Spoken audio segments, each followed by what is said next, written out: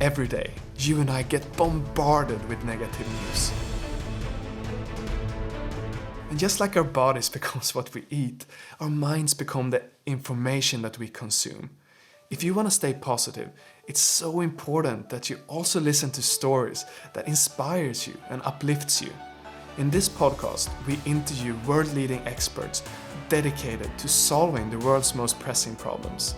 And if you stick around, I promise you will not only be as informed as if you watch the news, you will feel uplifted, inspired, and have more positive energy in your life. Welcome to Great.com Talks with. Today, Great.com talks with Martin Bork, who is the Executive Director of EcologyCenter.org. And if you're new here into this podcast, please consider subscribing so you don't miss out on any of our interviews. And if you haven't heard of them before, Ecology Center is a nonprofit organization based in Berkeley, California, who are focusing on improving health and the environmental impacts of urban residents. Martin, welcome. Thanks for having me. Thank you for taking the time to speak with Great.com today. So I did a brief introduction, but how would you describe Ecology Center for someone that might not be so familiar with the challenges you're facing in California? Yeah, the Ecology Center is a community-based organization in Berkeley, California. We're celebrating our 50th anniversary, and we were founded in the run-up to the first Earth Day in 1970. Wow. And based on the values kind of that generation and that era, at the time there were many social movements underfoot, and the Ecology Center was created to have a place in this community. And the idea was to have one in every community where people could come together, get informed on issues, and get active on local projects and local efforts that make a difference in the immediate community, but also have a ripple effect or are involved or important in the broader global context. So it's always been a global organization. We think globally and act locally. And we do direct service. So we run the city of Berkeley's curbside recycling program. We run the 3 farmers markets here. We have a youth development and leadership program. We have a retail store for products, environmental products and books for our community. We have a resource center and library and a space. The heart and soul of it is this community resource center and space where we have events and classes and get people together and get them active on, how they can change their own lifestyle and behaviors and things that can ripple out and create broader social change, but also get them involved in advocacy and other efforts to kind of scale up these ideas. I can totally see how you're doing a wide variety of things, but I can totally see how that community aspect becomes incredibly valuable, that people can come together and they see the behaviors of others. Oh, other people are helping out. Maybe I can get involved as well. And I saw on your website that you describe yourself as an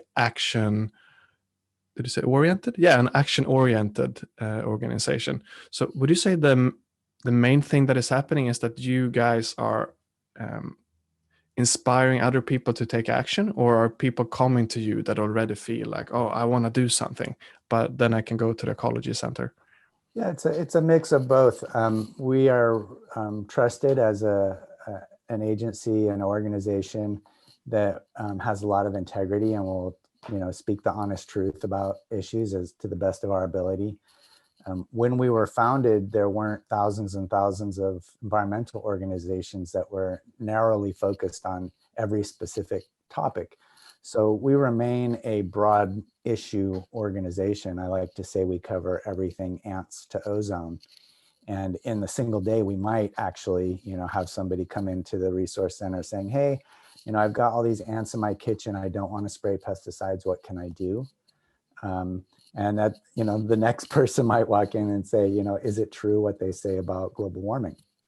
And so our staff has to be, pretty knowledgeable about a lot of different topics, but not necessarily expert in everything. We do have some areas of expertise where we have much deeper knowledge and history, and it's based a lot on our practical experience. So running farmers markets and working with local and regional sustainable organic farmers gives us a lot of direct knowledge, from our work in the field. And so when we say we're action-based, it's very practical, it's tangible. In the recycling industry, we're out with trucks and drivers every day collecting recycling from the residences here in Berkeley. And so when we speak from a policy perspective, or we speak about, industry trends or what's going on with recycling, it's not from an academic perspective, or it's not removed, in a research kind of, or just an advocacy kind of place.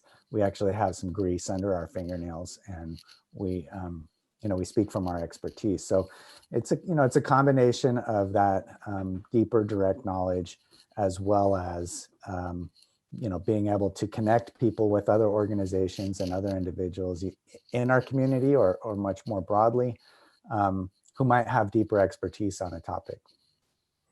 So the action orientation is also that you guys have experience from actually being on the streets and doing hands-on work. So again, you're involved in a lot of different places, but from the ecology point of view of, California, where you guys are active, are there any threats that are more important to you, or maybe bigger than others, or that you are particularly passionate about trying to solve or do something about? Yeah, so, climate change is obviously the existential threat of our time, but it's not the only one. And it's connected to a lot of different things. And the solutions for climate change and the climate crisis that we're in, whether you're looking at it from a prevention perspective and trying to slow down the emission of greenhouse gases or prevent the emission of greenhouse gases, or whether you're looking at it from a protection sort of model and resiliency model, a lot of the solutions are in some cases the same. So we are focused on climate change is obviously a central thing, but we're also looking at the way that, for example, agriculture and our food system impacts the climate. And when you look at that system, you're not only looking at the climate impacts, but you're looking at social justice impacts. You're looking at food access and health impacts. You're looking at soil fertility and the loss of good soil. You're looking at pesticides and toxics and fertilizer, and the petrochemical industry, fossil fuels and fertilizer. You're looking at large scale animal production and CAFOs and the like. So it starts to get into a lot of different topics just from this one thread from food and climate. And you can do the same with many other topics that we touch on. So, we also think about the other major global threats right now: ecosystem collapse. That is absolutely tied to global warming for sure, but it's also tied to our natural resource extraction. It's tied to the growth of our cities and our consumer needs. So, it's tied to our waste and disposal. It's tied back again to toxics. So we see this, it's called the Ecology Center, and ecology, the concept of ecology really is that you have to look at things from a systems perspective, and that things are place-based and local, but that they are also connected to everything happening on the planet. Some of the other threats that we're very concerned about, we're in this mass extinction. Well, where does this mass extinction come from? A lot of it is because of our human impacts on ecosystems. So, an endangered species, when you try and just save that endangered species, you will fail. If you try and save the ecosystem that endangered species is in, You might have some success. So we look at things as being really intertwined, integrated, and interconnected. And we look for those kind of key through lines in the web that affect multiple things that might be leverage points in providing protection, creating change. I really enjoyed the metaphor of the spider net and how everything is connected. And I like that you have that approach. And if anything good could come out of climate change, is that it maybe wakes some people's awareness up to the fact of how much everything is connected and how there are so many reasons for this one problem that might not have gotten the same awareness otherwise. And I'm curious, so you've been involved with this for a long time, or at least the organization has. How has people's attitudes towards uh, preserving the environment changed over the last 10, 20 years? Is there a noticeable difference? I would say, what I've observed, and I've been in the field for a little over 30 years, and at the Ecology Center for 20 years. What I've observed is that environmental issues have gone from being this thing over there, oh, there's those environmentalists, to it being much more just a part of all of our daily lives and the conversations that we're in. We had last night vice presidential election debates here in the US, and climate was just another topic. Climate change and the climate crisis was just another topic on that list, in a way that 10 years ago, 5 years ago even, it might have seemed something further afield and not gotten on the normal list. I look at, for example, in the press 20 years ago, if there was environmental reporting happening in the news, it was largely in a specific section, and unless it was a major catastrophe like Bhopal or something, it was in a specific section. It was a short article, and maybe written by a specific reporter who was the environmentalist on staff. And now everybody's got to be an environmentalist. If you write about restaurants, you've got to write about food and where it comes from, and you've got to be able to touch on some of that. If you're writing about buildings and development, you have to be able to write about energy conservation and solar and wind and insulation. You have to, major corporations now, almost all of them have some kind of sustainability staff who are working on the environmental footprint of their own business. So it's just become much more embedded and integrated. The average person has a much higher environmental literacy than they did 10 years ago or 20 years ago. I think there's much wider acceptance that human activity is impacting the planet in ways that directly negatively affects people. So we've moved from saving the planet from people to saving the planet for people. There's an understanding that if we don't do something serious and do many things at the same kind of scale that we're assaulting the environment, if we don't do things on that scale to preserve the environment, that it won't be here to support us. And that affects the very basics like clean air and clean water and healthy food. And a safe house to live in, a non-toxic house to live in.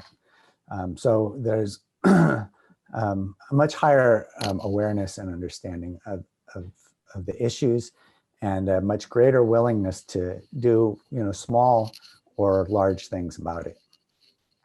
Right. Yeah, that is my gut feeling, but it's good to get the confirmation from someone that is as involved as you are. So what would be a great outcome for Ecology Center if we fast forward 5 years, maybe 10 years? That's a great question. We live in a very progressive city with a lot of people with high environmental ethics and values. We in Berkeley, we try and use that possibility as an experimental laboratory. And so we are able to try things here that might not, that other cities might not be willing to try. Yet we're a small city, we're 120,000 people. We do have a major university here. So there's an intellectual and, sort of academic opening and, sort of willingness, and also an interest in pressing the boundaries. I think, taking some of the elements of the Green New Deal and integrating at a city scale elements that combine social justice and climate protection and environmental action into more sweeping public policy, providing an example for other cities and other regions, and reinforcing the examples that other cities have already taken. I think those will be the kinds of things that I think we could really affect here. We've had a lot of success in trying things out here and then becoming mainstream and broad-based. Curbside recycling, that we still run that program 40 plus years later is an example. We started the first curbside recycling program in 1973, and we still run that. But now that's commonplace throughout California, throughout the US. We would like to see the same with regards to very significant greenhouse gas reductions, moving to much less use of cars, and moves to electric cars, and moves away from natural gas and coal and oil, fossil fuels, a much more sustainable food system, a plant-based diet. These are things that people in cities, who are now the majority and growing majority of people on the planet, when we're this concentrated, we really need to think about the impacts not only in our immediate environment, but the ripple effects that we have out in the rest of the world, where our food and our minerals and our lumber and our natural resources that come into the cities is coming for. If those systems break down, they're supporting us, they're keeping us alive. They're our support systems. And if they break down, we're in real trouble. Right. And I also see the ripple effects forward in time to our next generations. So if someone feels like, okay, I want to do something now to create better ripples for our future, what can someone do to help out? And how can someone stay updated with your organization? Yeah. Well, we like to think that,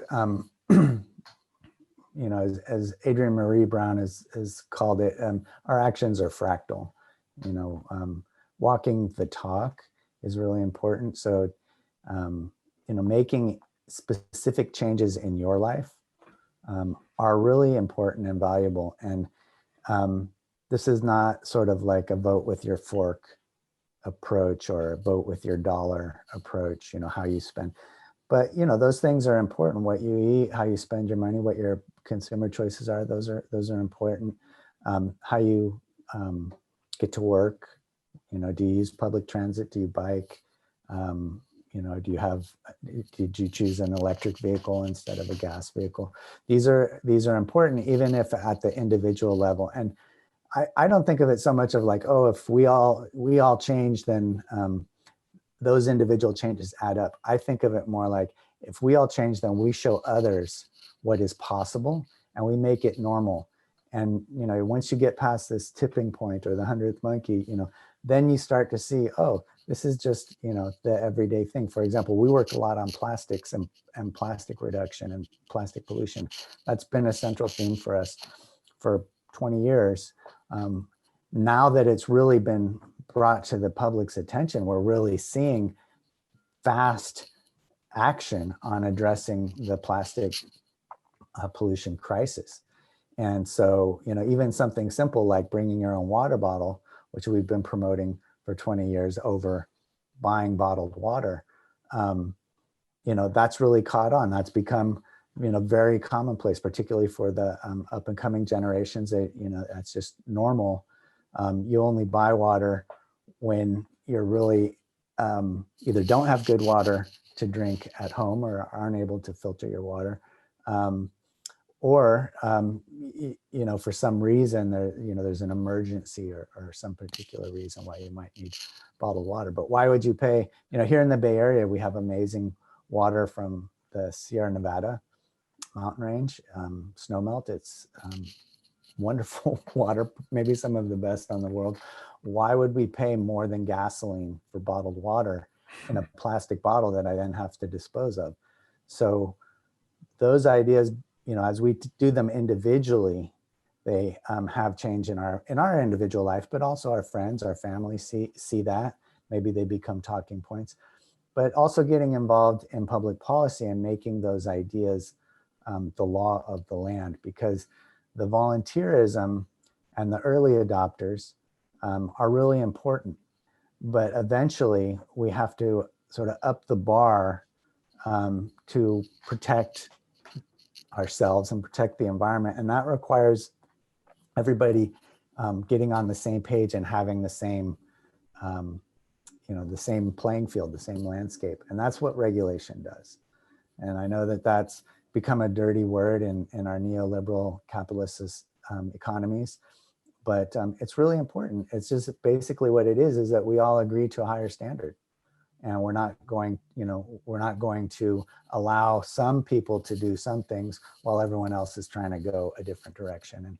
And so we feel like regulation is really important, moving from voluntary approaches and commitments, whether those are at the individual level or at the corporate level.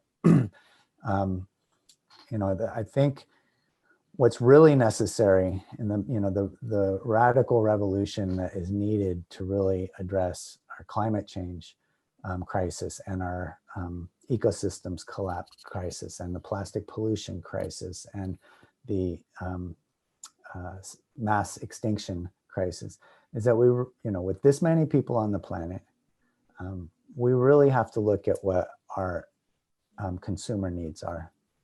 And what is it that we as humans really need to be fulfilled and satisfied and comfortable and taken care of, so that we're not just chasing that next consumer purchase, that we're really finding our fulfillment from our relationships and from the people that we're engaged with.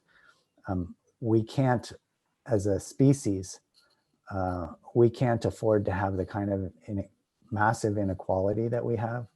We can't afford to have the kind of racism and xenophobia that we have. Our societies are pressing right up against each other. Climate is going to displace hundreds of millions of people. We're going to become much more mixed across the globe. So we can't let these differences bring us down. We have to embrace them and look for the synergies and the positive opportunities that result from that. And that, those require sort of societal, cultural changes. And those, that are within each of us, but also within our immediate tribes and communities, our families and extended families and our workplaces. But they're required at the society at large. The consumer-driven capitalist system that we have right now is destroying the planet, and it's just dismembering and destroying our culture and our society. I would say it's at the core of the major divisions we see in this country. And so we really need some cultural transformations. That's what's going to solve our environmental crises. Well said. And I really liked your point that with this many people, we need to feel more fulfilled from things that are not purely materialistic. And I really liked what you said about our actions are fractals. I'm taking that one with me. We are coming. Adrienne Marie Brown, check her strategic emergent strategy book out. It's really great. Emergent strategy. That's cool. All right. We're coming to the end of this interview. Martin Bork, thank you so much for taking the time to speaking with Great.com today. I really appreciate it. Great to be with you. And for you listening, if you enjoy this, please consider subscribing in your podcast app. That would really help us out, because then we can climb in different top lists, and then more people can listen to uplifting conversations like the one we just had. So thank you so much for taking the time, and we see you in the next episode.